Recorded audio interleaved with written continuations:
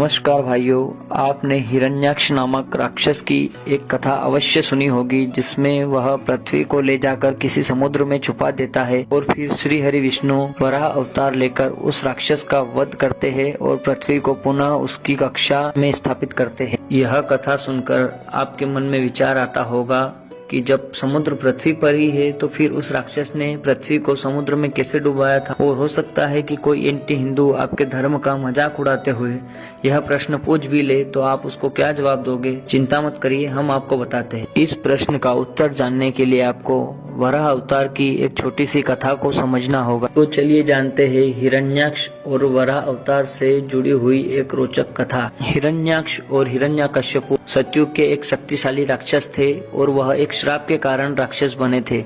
दरअसल वह श्री हरि विष्णु के 7वें द्वार के अंग रक्षक जय और विजय थे। एक बार की बात है जब ब्रह्मा जी के मानस पुत्र सनकादिक मुनि श्री हरि विष्णु के दर्शन करने पहुंचे, तब जय और विजय ने उन्हें अहंकारवश रोक दिया।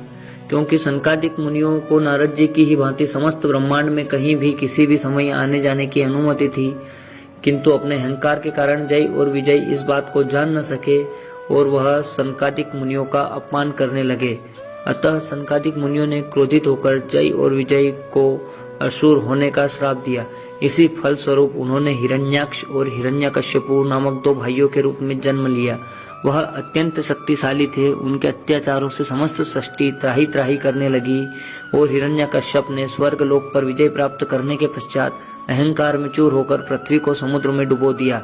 अब उनके पापों का अंत करने के लिए श्री हरि विष्णु ने वराह अवतार लिया और अपने दांतों से पृथ्वी को उठाकर पुनः उसे उसकी कक्षा में स्थापित किया और युद्ध में हिरण्याक्ष को परास्त कर उसका वध किया। अब आते हैं मुद्दे पर। दरअसल उस असुर ने पृथ्वी को जिस समुद्र में डुबोया था, वह पानी का विशाल भंडार हमारी पृथ्वी से करीब 12 बिलियन प्रकाश वर्ष दूर अंतरिक्ष में स्थित है।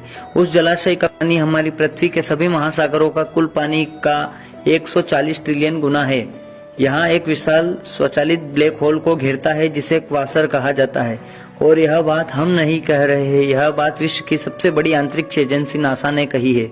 उनके मुताबिक खगोल विज्ञान की 2 टीमों ने ब्रह्मांड में इस जलाशय की खोज की है। इस जलाशय की तुलना आप शास्त्रों में वर्णित जलाशय भवसागर से भी कर सकते हैं। याद रहे, सनातन धर्म किसी भी अफवाह या दंत कथा से नहीं बनता।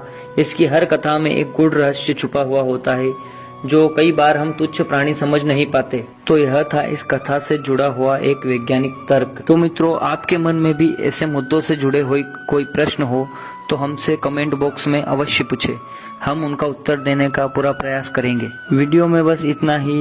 यदि आपको यह वीडियो अच्छी लगी हो तो आप ऐसे ही अन्य पौराणिक व रोचक कथाओं के बारे में जानना चाहते हैं, वीडियो को लाइक करें, चैनल को सब्सक्राइब करें। हृदय से धन्यवाद।